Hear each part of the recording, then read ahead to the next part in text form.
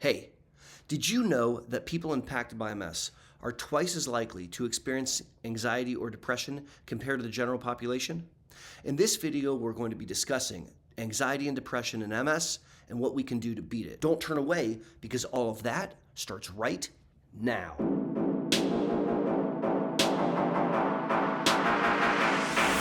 Hey! Howdy! Thanks for learning about MS with me, Aaron Boster. In this video, I want to discuss with you some invisible symptoms that are all too common in the setting of multiple sclerosis: depression and anxiety. People impacted by MS are twice as likely to experience these compared to the general population. They can have a massive negative impact on their quality of life and can actually make their MS get worse faster, and very, very importantly, they are treatable. So get out a pen and paper and let's jump in.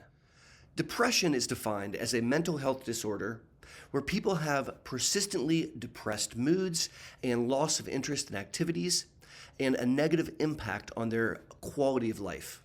Now, depression is a very, very common phenomenon. I suffer from clinical depression, and I'm being treated and things are going great. My patients oftentimes suffer from clinical depression. In fact, people impacted by MS are twice as likely to experience a bout of depression compared to the general population. Now, the important point here is that depression is in fact an invisible symptom. The person looks just fine. And yet, depression colors everything gray. There's a very bothersome fact in the setting of MS that untreated depression in MS helps drive the disease faster. And so, as you can imagine, I think it is paramount that we identify depression in clinic and that we thwart it when we find it. Now, let's talk a little bit about how we do that. At the Boster Center for MS, we screen each patient almost every visit for depression.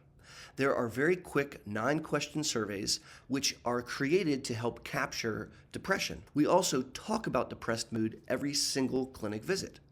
I have a very, very low threshold to engage in a conversation asking how people are doing with regards to mood. And if we identify on those surveys, or if we identify during the common parlance that the person is having some difficulties with mood, then we want to serve up some options to try to make it better. So let's spend a few minutes and talk about what we can do to treat depressed mood in MS. There are a tremendous number of behavioral measures that we can implement to help someone with depressed mood. Creating structure to your life with a set time to wake up, a set time to eat your meals, and a set time to go to bed is actually very, very helpful and important. It allows us to guarantee that we are budgeting for 8 hours of restorative sleep. It allows us to budget for proper nutrition and give us an opportunity for adequate hydration. After we set the stage with a proper schedule, we then want to consider exercise as our next implement to thwart depression. Exercise is a profound antidepressant. And if I can get you to start to exercise as part of your lifestyle, we are going to fare much, much better in controlling mood. Nutrition does matter. And I'll simply say that sugar worsens depression. If you don't believe me, do an experiment and remove sugar from your life, and you'll be shocked at what you learn. Now, these behavioral measures are very, very important, but unfortunately, oftentimes they're inadequate by themselves. We need to take extra measures to beat depression. YouTube analytics suggest that only about half of you are subscribed to my channel. So if you're in the half that's subscribed, thank you very, very much. If you haven't yet subscribed, please consider doing so. It's completely free, and it helps the YouTube algorithm push this content out so more people impacted by MS can benefit. Thank you. Now, I have some patients that would rather be jumped into a gang than talk to a counselor. And yet, counseling, talking to a talk therapist, is a very, very powerful way of managing depression. If you tell someone close to you in your life, like your spouse or your close friend, that you're feeling sad, they experience an emotion. They are not objective, they're subjective, which is beautiful, but when you share that you're depressed and then they feel an emotion, it precludes you from having those aha moments where you discover paths to change and do better. In the contrary, when you talk to a counselor that has no stake in your life and you say, "I'm depressed," they say, "Mm-hmm." And they create a sounding board to bounce ideas off you and to navigate and find tricks and tips and changes in your life, those aha moments which help you overcome depression. Counseling is a very, very powerful tool.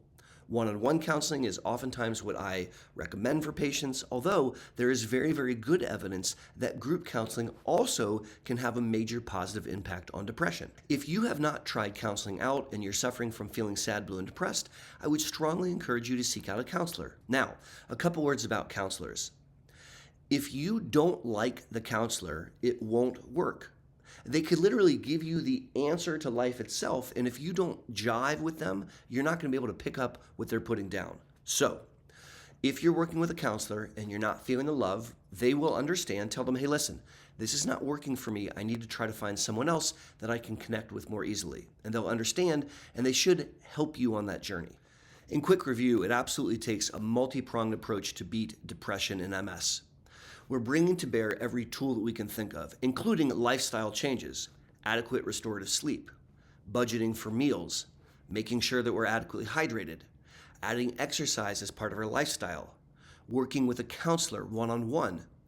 And sometimes that's not adequate. Sometimes we need to add some pharmacology. Fortunately, there are outstanding antidepressant medicines which can help correct the chemical imbalances in your brain that result in depression. My favorite antidepressant is bupropion, or Wellbutrin. It's an atypical antidepressant with characteristics that I love in the setting of MS, including, number one, it's activating, it's energizing.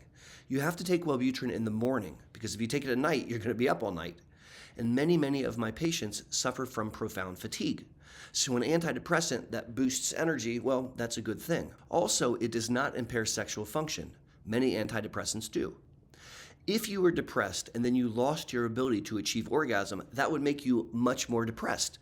And so using an antidepressant like Wellbutrin that doesn't impair sex, that's a good thing. Similarly, Wellbutrin promotes weight loss and it curbs the appetite. Very few medicines do that. And so many of my red-blooded American patients are delighted to have a medicine that's not going to contribute to weight gain. It'll actually help them shed a couple pounds. Now, Wellbutrin, like every medicine, has side effects, and it's not for everyone. If you have a seizure disorder, it's a no-no medicine because it can lower seizure threshold. Also, rarely Wellbutrin can worsen anxiety. And so if you start the medicine and your anxiety jumps up, that's not going to work out. But Wellbutrin is oftentimes my go-to medicine. In fact, I will oftentimes pair Wellbutrin with a low dose of an SSRI medicine, like Zoloft or Lexapro. Those medicines together are literally synergistic. And if we are struggling to control mood, sometimes the dual combo really hits the spot. Hey, real quick. If you've picked up a trick or a tip or something that you found valuable in this video, do me a solid and give the video a thumbs up. Thank you. Now, in reality, there are a host of antidepressants to choose from. And really, whenever we apply an antidepressant, I'm always looking for a twofer or a threefer where I get more bang for my buck. My Wellbutrin example is a situation where I can help control mood and, to some degree, energy. I'll give you another example, Cymbalta, duloxetine. Cymbalta has an FDA approval for depression, and I find it to be a very good antidepressant. Also, particularly at higher doses, I find it to be excellent at controlling neuropathic pain, another symptom that many of my patients suffer from. So, I can get a twofer by starting Cymbalta to control both mood and pain. Sometimes depression is so severe that people have thoughts of wanting to hurt themselves. And suicide, unfortunately, is all too common in the setting of MS. The statistics are really scary, suggesting that people impacted by MS attempt suicide twice as often as the general population. Now, I take that very seriously, and if you're listening to this video, I want you to do something for me, something that I did years ago. I want you to put the National Suicide Hotline in your phone, because you don't need to call the hotline until you need to call the hotline, and at that moment in time, you might not have the wherewithal to look the number up. So I'm putting it on the screen right now. Pause the video and take a few moments to enter that number into your cell phone. Thank you. Similar to depression, people impacted by MS are twice as likely to experience anxiety compared to the general population. Now, anxiety is another invisible and very nasty symptom, which can easily erode the quality of your life. But anxiety is easily treatable. Let's spend a few minutes and talk about a couple of behavioral techniques and a couple of pharmacological interventions that can massively help with anxiety. Step one to thwarting anxiety is to be aware that it's starting to occur. If you can identify, wait a second, I'm starting to get spun up, then it gives you an opportunity to try to break the pattern of anxiety. I want you to try to do that through some targeted breathing. This is a technique that I personally use when I start to get anxious. It's something that I do with my patients routinely, and it's something that I would like you to implement also. Right now, let's do 3 slow, purposeful breaths together, taking our time breathing in and breathing out as slow as possible. Let's do it.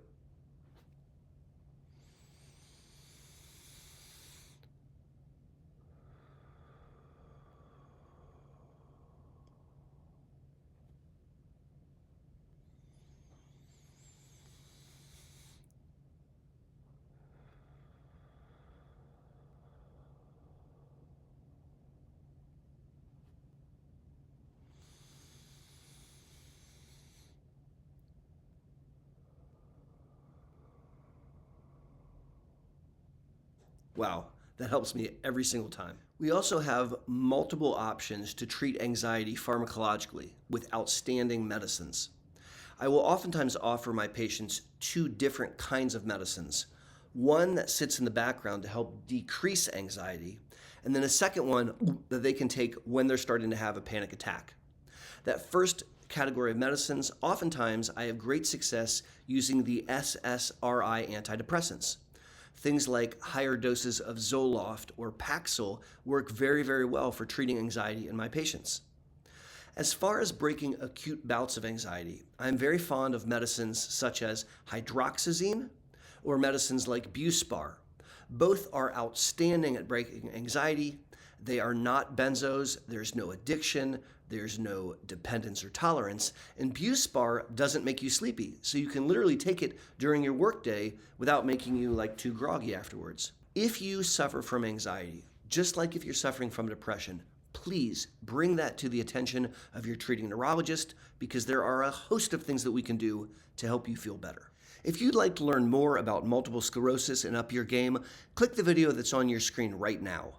And until my next Monday morning video, or my next live stream, or even better yet, the next time I see you at the Boster Center for MS, this is Aaron Boster saying be safe and take care.